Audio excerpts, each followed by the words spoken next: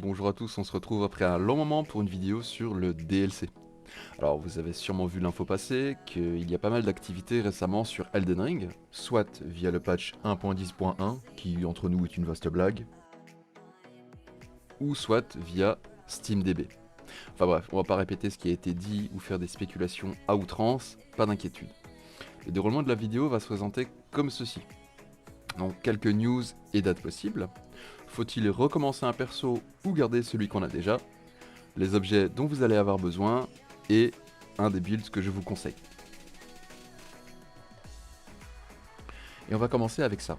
Alors vous le savez sûrement déjà, mais lors d'un communiqué réservé aux investisseurs qui résume un petit peu ce sur quoi l'entreprise travaille, on a pu apprendre que le développement du jeu avance bien. Ils avaient également parlé dans ce communiqué vouloir créer du merch autour du jeu, ce qui est déjà le cas car on a eu un leak à ce sujet.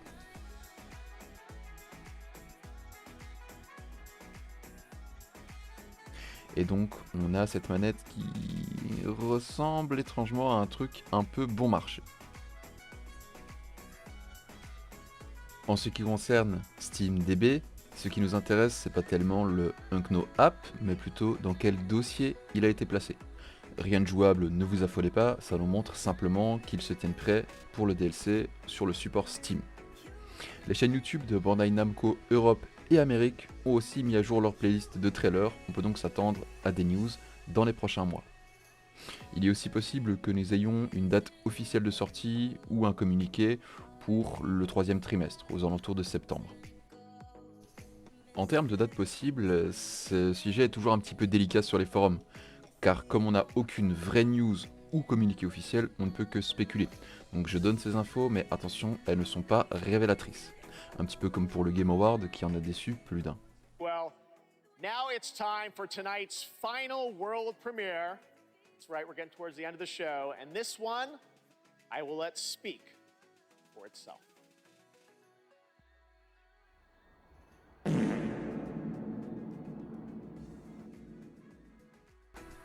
On commence donc avec le 25 février 2024. Cette date est celle de l'anniversaire des 2 ans du jeu. Je doute qu'on ait un DLC à ce moment-là, mais il est possible que nous ayons un tweet ou un trailer pour l'occasion. Je vous recommande de surveiller internet ce jour-là. Enfin, de toute manière, ça va exploser partout. Difficile de le rater. Nous allons à présent aborder un point important. Faut-il recommencer un personnage? Alors, si comme moi vous attendez le DLC et que vous avez prévu de le dégommer le premier jour, il est fort possible que vous vouliez en profiter le plus possible. Prendre votre personnage niveau 300 et aller tuer tous les boss du premier essai, c'est donc tout ce que vous ne voulez pas faire finalement. Ici, pareil, mystère sur l'échelle de niveau recommandé, nous n'avons aucune information. Cependant, si on se base sur les précédents jeux comme Dark Souls, l'accès au DLC se faisait aux alentours de 2 tiers du jeu. Pour Dark Souls 2 également. Pour Dark Souls 3, au niveau du deuxième DLC seulement, il se trouvait soit à la fin du premier, ou soit à la fin du jeu. Pour Bloodborne, le niveau recommandé est aux alentours de 150. Je ne l'ai pas fait personnellement, mais c'est ce qu'on m'a dit, il se trouvait aussi à la fin du jeu. On peut donc imaginer, sans trop de problème, que ici aussi, on aura un DLC plus proche de la fin que du début du jeu. Ce qui nous colle tout pile dans le niveau méta pour le PVP, qui est aux alentours de 125, 150, 160. Je recommande cependant un personnage plus vers le niveau 120 si ce n'est pas votre première aventure. Plutôt 140-150 si vous attendez le DLC pour commencer à découvrir le jeu. Vous vous demandez aussi sûrement si être en NG+, avec votre chouette perso niveau 300, comblera la différence de niveau. Eh ben, c'est assez dur à dire. L'augmentation des PV et des résistances des boss dépend de la zone où ils se trouvent. Ce n'est pas une valeur fixe comme on peut le voir un peu partout de 50%. Donc si le bonus de la zone est bas, même en NG+, les monstres ne seront presque pas affectés par votre NG. On le voit très bien notamment en Nécrolimbe. Et donc nous avons ensuite les divers objets que je vous recommande d'acquérir pour être prêt. On commence avec les pierres de forge. Nouvelle zone veut dire nouvelles armes, et si on en croit les précédents jeux et leurs DLC, les armes qu'on y trouve sont parmi les plus puissantes. Ne pas les améliorer serait dommage. Vous allez ensuite vouloir ramasser tout ce qui est l'arme larvaire. Sur un malentendu, vous allez peut-être trouver votre nouvelle arme favorite et pouvoir respect tout de suite, c'est plus confortable. Si vous avez recréé un personnage depuis zéro, pensez bien à récupérer également les pierres de dragons anciens et pierres sombres de dragons anciens pour maximiser vos armes. Pensez également au manuel de crafting pour tout ce qui est boulettes anti-poison, etc. Et les diverses couteaux aiguisés pour changer l'affinité de ces chouettes nouvelles armes.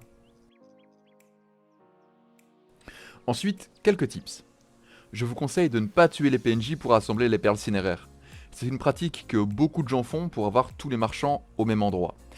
Cependant, il est possible que ces PNJ aient des actions supplémentaires. Alors, en général, les DLC n'ont aucun lien avec le jeu de base, mais cela reste une possibilité. D'autant plus quand on regarde la quête colossale de Kalel Marchand et ses frères pour récolter les rêves qui ont été retirés juste avant la sortie du jeu. Et puis entre nous, si vous tuez les PNJ, vous êtes une personne horrible. J'avais également brièvement abordé le sujet dans la description de ma vidéo sur le DLC, mais dans les précédents opus, nous avions un système de serment avec des récompenses. Système qu'on pourrait voir revenir avec le DLC. Donc gardez les PNJ en vie le plus possible, sans quoi il est possible que vous perdiez l'accès à une partie du contenu. On t'aime, Calais. Comme je l'avais précisé plus haut, nous ne savons pas encore comment accéder au DLC. Si vous avez vu ma vidéo sur le sujet, allez la voir, elle est trop bien. On parle du cocon derrière Mog, ou bien du repos de Miquella, mais en vérité, rien n'est certain. Je vous conseille donc de ne pas finir le jeu. Je vous recommande d'aller tuer Radagon, mais de ne pas interagir avec la statue de Marika. Pensez juste bien à vous reposer au site de grâce pour pouvoir revenir. Peut-être l'entrée sera-t-elle ici, ou peut-être faudra-t-il une fin spécifique pour y accéder.